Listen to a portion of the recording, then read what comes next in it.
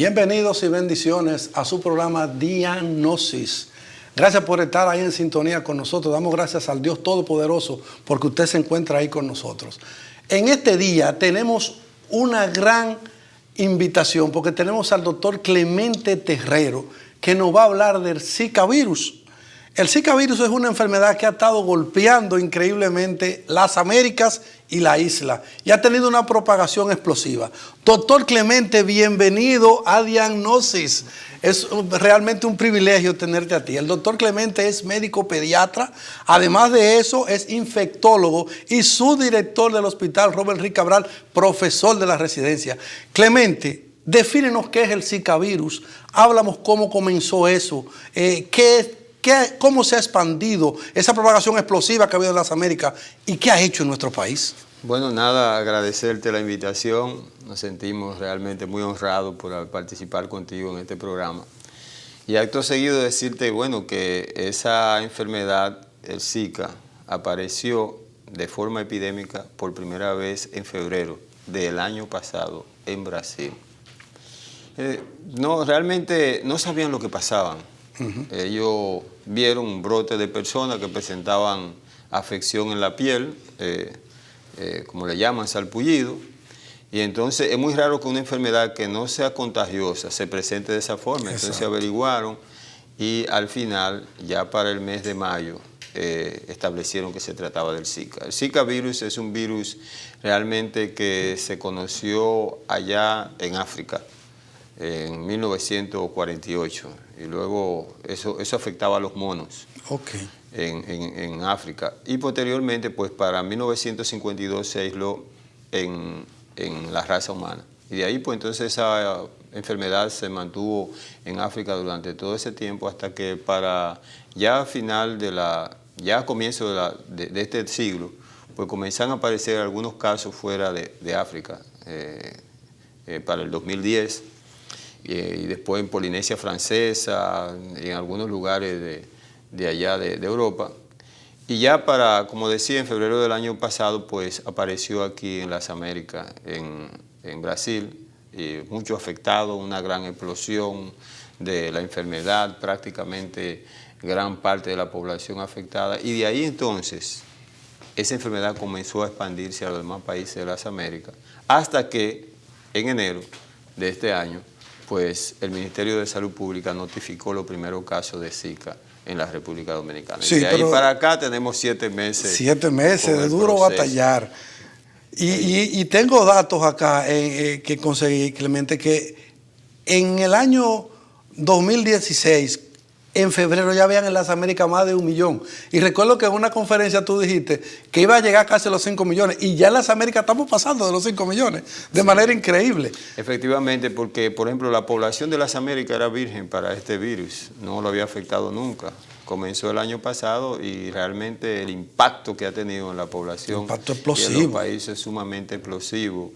Y bueno, nosotros mismos hemos visto cómo la enfermedad también nos ha impactado, porque actualmente, por ejemplo, el Ministerio de Salud Pública habla de 4.600 casos con todo entre y su comillas registro, porque realmente una enfermedad como esta y un virus como este que no había llegado nunca a nuestro país, pues 4.000 y pico de casos es una estadística ínfima, muy pequeña. Doctor Clemente Terrero, ¿cómo se produce esa viremia? ¿Cómo sucede? ¿Cómo se contagia? ¿Cómo la padece el humano? Bueno, la principal forma de contagio es el mosquito.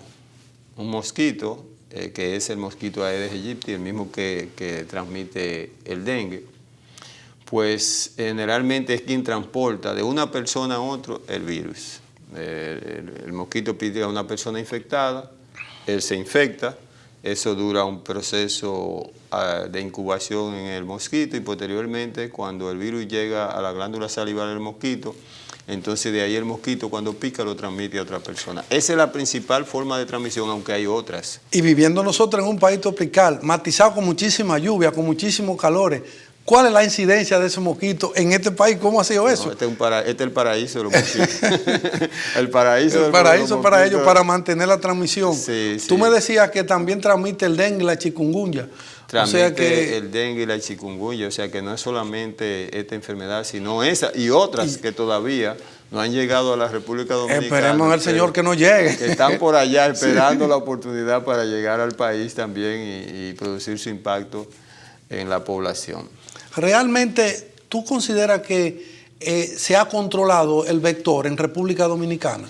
No, mírate, el Ministerio de Salud Pública ha hecho varias campañas para tratar de abatir la presencia del mosquito en el país, pero tú sabes que eso es cíclico y es transitorio. Después que pasa, tú haces una campaña ahora, pero después que pasan 4 o 5 semanas ya, lo que tú recogiste vuelve otra vez y llegas, aparece o la gente vuelve otra vez y crea los criaderos de mosquitos, porque es un problema que tiene que ver con la educación, la higiene y la educación sanitaria, que está bastante floja en la República Dominicana. Por consiguiente, el Ministerio ha hecho su esfuerzo. La ministra ha hecho ese esfuerzo, incluso en cierto sentido el mismo gobierno, para tratar de abatir esta enfermedad, pero realmente ese, aunque es un camino correcto, no es suficiente, porque faltan todavía otros elementos que hay que tratar de integrar a todo esto. Por eso yo pienso que esas medidas tienen su efecto transitorio, pero no son definitivos, porque este vector es un vector bastante difícil de combatir. En la década en el siglo pasado, en 1950, se inició una campaña que le llamaron campaña antiaédica, es una campaña contra el mosquito Aedes aegypti, y duró 20 años. Y los países que estuvieron embarcados en eso, invirtiendo muchos recursos, vieron que la lucha era imposible. Y aunque realmente arrinconaron bien al vector, no lo lograron erradicar de las Américas.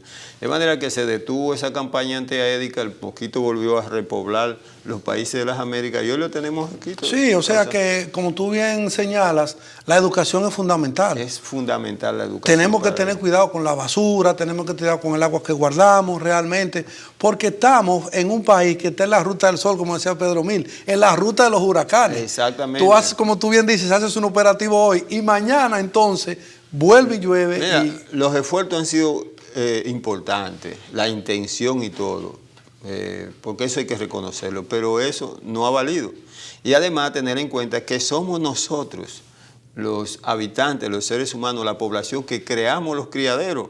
Cuando lanzamos platos plásticos al medio ambiente, cuando lanzamos un vaso plástico, cuando dejamos una goma, cuando dejamos cáscara de huevo, cuando dejamos todos esos recipientes que se pueden llenar de agua y el mosquito lo aprovecha para poner sus huevos y reproducirse. Entonces, todo eso tiene que ver con educación formal y educación sanitaria. Exactamente. Cuando regresemos de la pausa, vamos a estar hablando, el doctor Clemente nos va a hablar a nosotros de la sintomatología, qué usted siente y qué padece cuando ese Zika virus llega a su vida. En breve regresamos luego de esta pausa.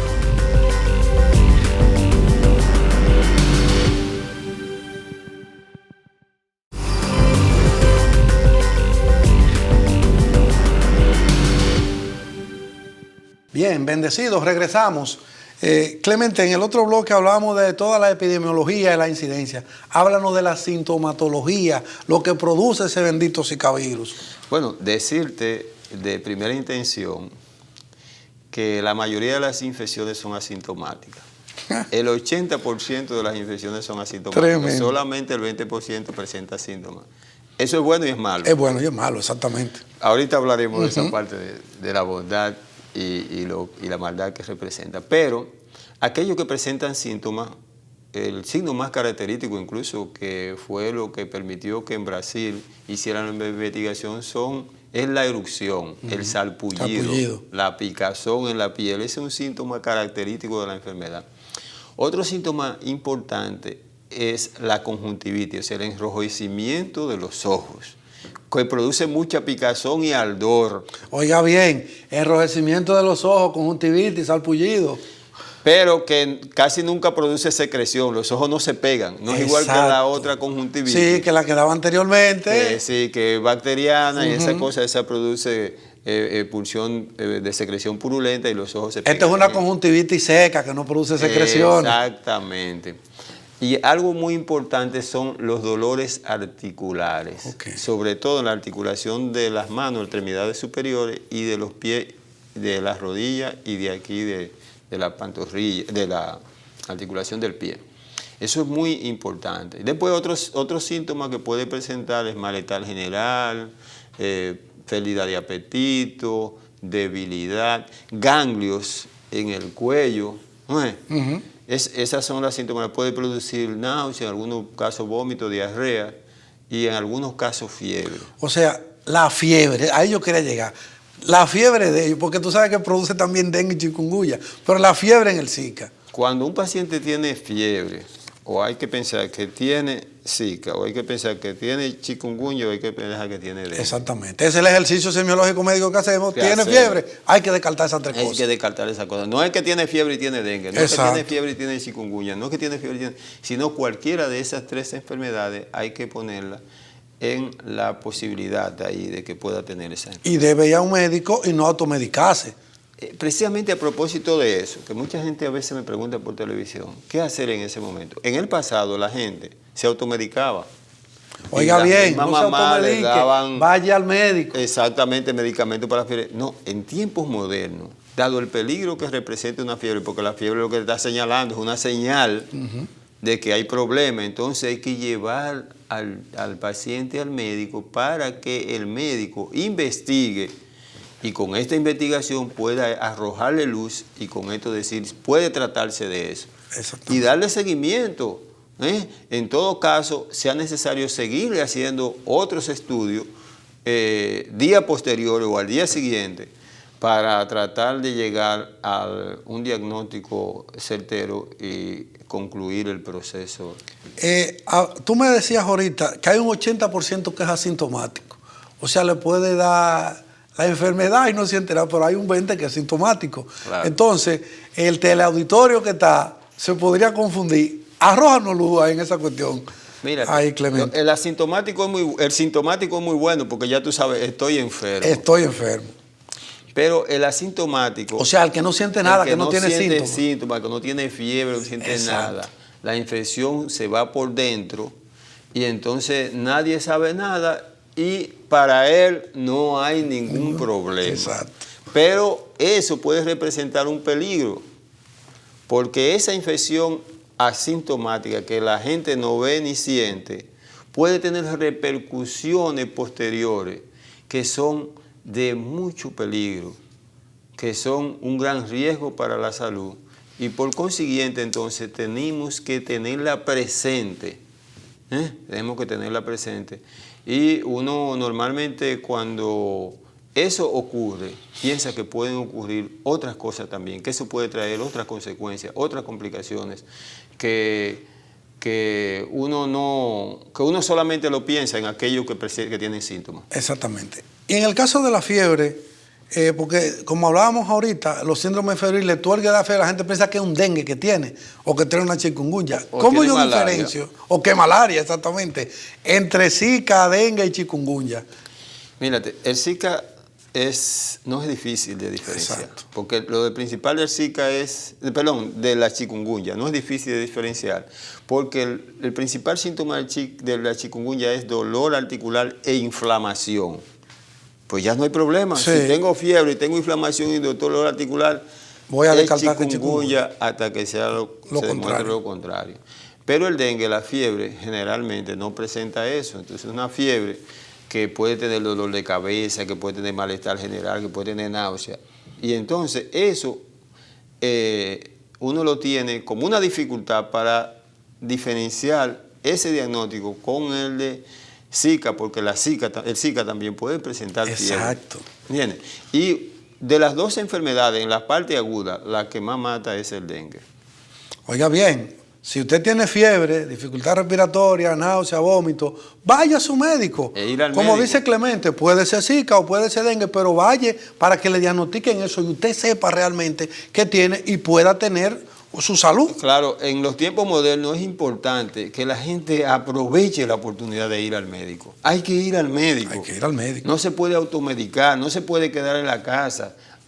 Hay que investigar, porque cualquier cosa puede ir emergiendo, puede ir creciendo, puede ir incubándose.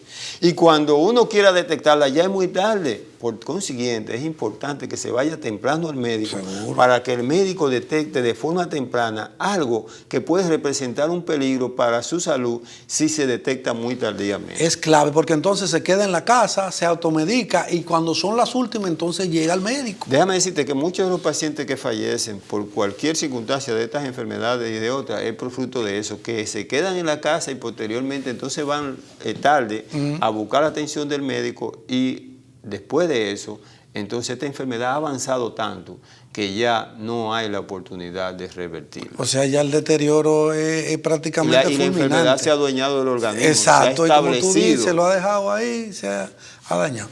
Bien, las complicaciones, Clemente, cuando regresemos, el doctor Terrero nos va a hablar del tratamiento, de las complicaciones, pronósticos y recomendaciones de este Zika virus. No mueva su control, quédese ahí que volvemos en Comunión TV.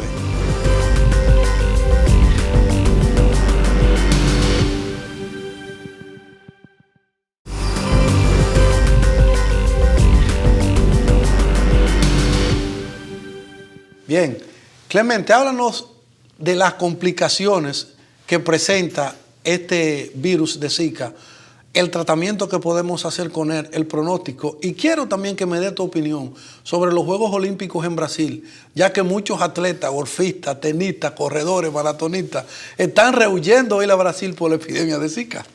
Bueno, decirte que comenzando por el tratamiento de la infección o de la enfermedad aguda no es muy complejo. Mira, reposo. Cuando usted tiene reposo, el 50% de la mejoría clínica del proceso. Indiscutible. Medicamento para la fiebre y para el dolor. Hidratación, tomada de líquido, suficiente líquido, constantemente. Y prácticamente alimentación. Ese es el manejo. Claro, si no tiene complicación. Exacto. Ya cuando presenta una complicación, ya, como lo que vamos a mencionar, ya ahí se requiere de otro tipo de medida. Las principales complicaciones que presenta esta enfermedad son los llamados síndromes neurológicos. Y de todo ello, uno de los más connotados es el síndrome de Guillain-Barré, que le llaman, que es una parálisis muscular que impide que la persona pueda moverse, caminar, articular palabras, movilizar las piernas y las extremidades superiores, los brazos. Es decir, es una parálisis que se presenta primero con disminución de la fuerza, con calambre, en las extremidades con dolor y posteriormente se establece la presencia de parálisis, no tiene fuerza para moverse y en un momento dado incluso se puede producir hasta parálisis respiratoria porque Exacto. Como lo que se afectan son los músculos, las personas respiran porque tienen músculos en el tórax. Tenemos parálisis del diafragma y parálisis de los músculos respiratorios, producto de ese tipo de complicación que le llaman síndrome de Guillain-Barré. Es uno de los más importantes en el país. En este momento hay 210 casos de Guillain-Barré y 17 de ellos han fallecido. 17 la mortalidad. 17 alta. Claro, es importante esa mortalidad. Nunca en la República Dominicana habíamos medido el Guillain-Barré. Nunca. Ahora, a propósito de la epidemia de Zika, se abrió una página en las estadísticas del ministerio, ¿verdad que sí? En la Dirección General de Epidemiología, y ya se están midiendo los casos de Guillain-Barré. Tenemos 210 casos y qué bueno que ha sido fruto de esta epidemia del virus del Zika. El otro problema importante es la microcefalia, que podríamos decir es un daño neurológico que se produce en el niño durante la gestación, durante el embarazo. Entonces, ese virus daña las células del cerebro. Entonces el cerebro no crece y llega a tener el tamaño que debiera tener porque las células son afectadas y se dañan. Entonces esas células no se desarrollan y el cerebro y la cabeza queda pequeña. Se queda pequeño. Microcefalia es un cerebro pequeño. Es un cerebro pequeño. Hasta ahora ya van 3 casos de microcefalia en la República Dominicana. Y precisamente le decía a Ramírez que comenzó esto al 7º mes, aparecieron los primeros casos al 7º mes del comienzo de la epidemia, que fue en el mes de enero, y de enero hasta septiembre, pues aparecieron los primeros casos, que era una de las cosas que estábamos planteando hacía tiempo. Como tú lo habías plantado en un programa, que a partir del 7º mes probablemente aparecieron realmente. Aparecieron precisamente a partir del 7º mes. Y nos llama la atención que en este mes, en este solo mes, van 3 casos. Van 3 casos. Y 2 casos en esta misma semana. Sí. Es decir, que esto es realmente algo que debe llamar la atención. Y estamos comenzando. Esto puede durar de aquí a 7 a 8 meses, apareciendo casos de microcefalia en la República Dominicana. También este virus puede producir otro tipo de afecciones congénitas y daños estructurales del cerebro, que no necesariamente son microcefalia, sino puede producir anencefalia y a veces hasta hidrocefalia, sí, es decir, la cabeza grande y la ausencia del cerebro. Una anencefalia y la ausencia del cerebro. La ausencia del cerebro, y la hidrocefalia, pues un cerebro grande porque tiene mucho líquido dentro del cerebro, porque se taponan los conductos por donde debe pasar el líquido que circula normalmente en el cerebro. Todo ese tipo de problemas se pueden presentar en esta enfermedad, sobre todo cuando la infección ocurre en el primer trimestre del embarazo de la mujer, que actualmente hay 700, creo que 55 casos. 750 y pico hay de casos de embarazadas. De embarazada, la que conocemos. O sea que hay que estar bajo avisor con esos 700 casos. Pero no solamente eso, esos son los que conocemos. Los que han llegado. Pero y aquellos casos que se han afectado, ya que el 80% de las infecciones son asintomáticas. O sea, hay muchas mujeres que se afectaron y no lo saben. Y no lo saben, exacto. Entonces, esas pueden tener casos de microcefalia. Algunas de estas mujeres, por ejemplo, que han nacido ahora, no tienen historia de haber sufrido la infección. La infección. O sea que se contagiaron. Se contagiaron probablemente durante ese periodo y no se dieron cuenta. O quizás eran asintomáticas, como tú planteabas, en el 80% de los casos. Asintomáticas. Tremendo eso, sí. Sí, ese es el problema, que van a aparecer muchos casos que no van a tener como historia de que padecieron de Zika. Prácticamente tú crees que es una pandemia que en las Américas prácticamente. Con relación a esto, y mírate, y eso lo estamos advirtiendo hacía tiempo y estamos preocupados por eso. Pero muchas personas no entendían lo que decíamos. Y mírate ahí lo que está pasando en la República Dominicana hoy, tanto con el Guillain-Barré como el caso de microcefalia, que realmente yo no tengo conocimiento, y eso que soy pediatra, de que han habido tantos casos de microcefalia así en el país, uno tras de otro, de que 3 casos en un mes. Sí. Bueno, sí existían y no se contabilizaban en otra cosa, pero me llama mucho la atención. Que aparezcan de repente. Que aparezcan de repente y van 3. Y estamos como hoy. En el mes 7. Estamos en el mes 7 a 27. Faltan todavía 4 días. Cualquier cosa. Clemente, ¿qué tú recomiendas realmente ya en el final del programa para el control de ese Zika? Ya vimos todas las medidas, pero a la población general que nos está escuchando y nos está viendo, ¿qué tú les recomiendas? Primero, a las mujeres las que no se han embarazado, que no se embaracen. Exactamente. Eso es muy importante. Pues vamos a esperar 3 o 4 meses más. Exacto. Cuando esto pase. Cuando esté controlada. Cuando ya esté controlada esto. Perfecto. Porque el riesgo es que usted puede tener un niño con malformaciones. Y es una carga para el hogar. Usted tiene un niño que no le va a sacar o que no se va a desarrollar, no va a tener la misma calidad de vida que tienen otros niños, o que van a ser niños normales, que van a la escuela, esa cosa. Es un niño que muchas veces no puede caminar. Sí, un niño con problemas de retraso. Retraso completo y ese tipo de cosas. Eso es muy importante. Después, la parte de hacer conciencia de la necesidad de que tratemos de evitar los criaderos. No convertirnos nosotros en creadores de criaderos. Y si vemos alguno, pues eliminarlo. Perfecto. ¿Verdad? Doctor Clemente Terrero, gracias por arrojar luz en esta enfermedad. Gracias, mis amigos y mis hermanos, por haber estado en Diagnosis. Esperamos que usted haya tomado al pie de la letra cada una de las recomendaciones que le hemos dado para que entienda lo que es el Zika virus, el pronóstico que tiene y lo que puede venir, y que usted esté prácticamente edificado en su programa Diagnosis, programa de orientación médica por Comunión TV. Dios le bendiga y nos vemos en otra oportunidad.